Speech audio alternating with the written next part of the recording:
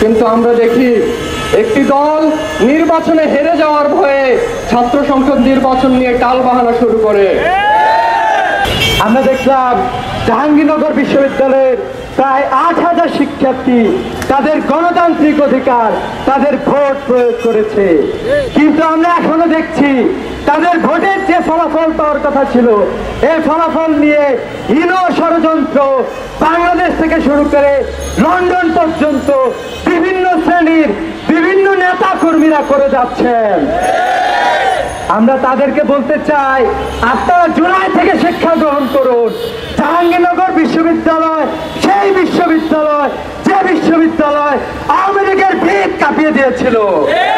যে বিশ্ববিদ্যালয়ের শিক্ষার্থীরা বাংলাদেশের অসংখ্য শিক্ষার্থীকে উদ্বুদ্ধ করে রাজপথে নামিয়েছিল এবং বাংলাদেশ থেকে আওয়ামী লীগ নামক অপশক্তিকে বিতাড়িত করেছিল।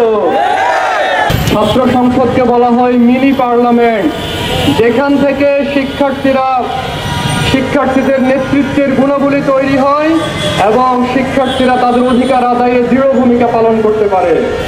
শিক্ষার্থীরা ক্যাম্পাসগুলোতে শিক্ষার পরিবেশ তৈরি করা, শিক্ষার পরিবেশ ধরে রাখা এবং শিক্ষার পরিবেশ বিনষ্টকারী যে কোনো কিছু থেকে শিক্ষা প্রতিষ্ঠানগুলোকে মুক্ত রাখার ক্ষেত্রে ভূমিকা পালন করতে পারে।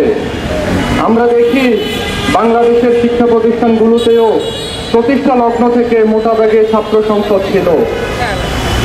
বাংলাদেশের বিশ্ববিদ্যালয়গুলোতে এমনকি সামরিক শাসন চলাকালীন সময়েও ছাত্র সংসদ সচল থাকতে আমরা দেখেছি। কিন্তু দুঃখজনক হলেও সত্য, 90-এর পর দেশে যখন গণতন্ত্র ফিরে আসে, শিক্ষা প্রতিষ্ঠানগুলো থেকে সেই সময় গণতন্ত্র হারিয়ে যায়। আমরা দেখি ঢাকা বিশ্ববিদ্যালয়ে 1990 সালের পর থেকে আর ছাত্র সংসদ নির্বাচন হয়নি। আমরা দেখি জাহাঙ্গীরনগর বিশ্ববিদ্যালয়ে 1992 সালে ছাত্র সংসদ নির্বাচন বন্ধ হয়ে গিয়েছিল। এরপর মাঝের যে সময় বিএনপি আওয়ামী লীগ এই দেশ একটা দীর্ঘ সময় শাসন করেছে, কিন্তু 19 সালের প্রহসনের নির্বাচন ছাড়া ছাত্র সংসদগুলোতে আর কোনো নির্বাচন তারা অনুষ্ঠিত হতে দেয়নি। কেন তাদের শিক্ষার্থীদের বিরুদ্ধে এই অবস্থান? কেন তাদের ছাত্রদের বিরুদ্ধে অবস্থান? ইতিহাসে আমরা দেখি বাংলাদেশের বিশ্ববিদ্যালয়গুলোর ছাত্র সংসদ সব সময় গণতন্ত্রের পক্ষে ভূমিকা পালন করেছে, এদেশের মানুষের অধিকার আদায়ে দৃঢ় ভূমিকা পালন করেছে। বিএনপি এবং আওয়ামী লীগ এদেশের মানুষের অধিকার বিরোধী গণবিরোধী রাজনীতি করার ফলশ্রুতিতে তারা ছাত্র সংসদ নির্বাচনগুলোকেও বন্ধ করে রেখেছিল। সর্বশেষ 2024-এর জুলাইয়ে যখন এদেশের আপামর ছাত্র জনতা রাজপথে নেমে আসে, আবার ছাত্র সংসদ নির্বাচনের দাবি দৃঢ়ভাবে উচ্চারিত হয়।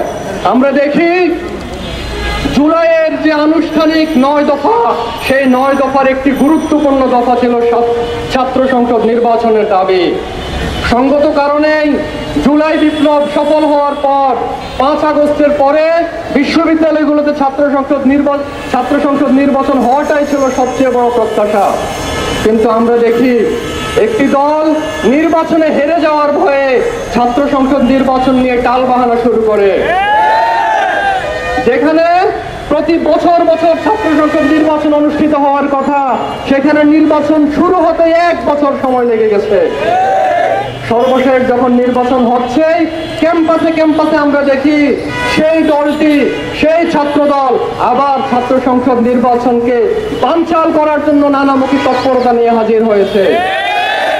তারা ডাকসু বানচাল করতে চেয়েছে।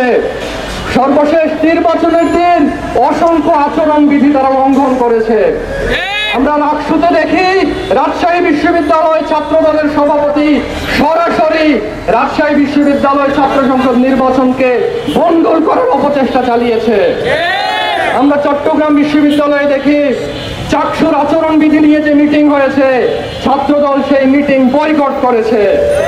আমরা জাহাঙ্গীরনগর বিশ্ববিদ্যালয়ে দেখি নির্বাচন আটকে রাখার জন্য নানামুখী চেষ্টা করে তারা যখন সফল হয় নাই, সর্বশেষ তারা নির্বাচন বানচাল করার অপচেষ্টায় লিপ্ত হয়েছে।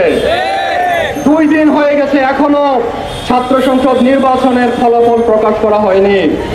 আমরা দৃঢ়ভাবে বলতে চাই, ছাত্র সংসদ ছাত্রদের অধিকার, ভোটাধিকার ছাত্রদের অধিকার, ভোটের ফল পাওয়া ছাত্রদের অধিকার।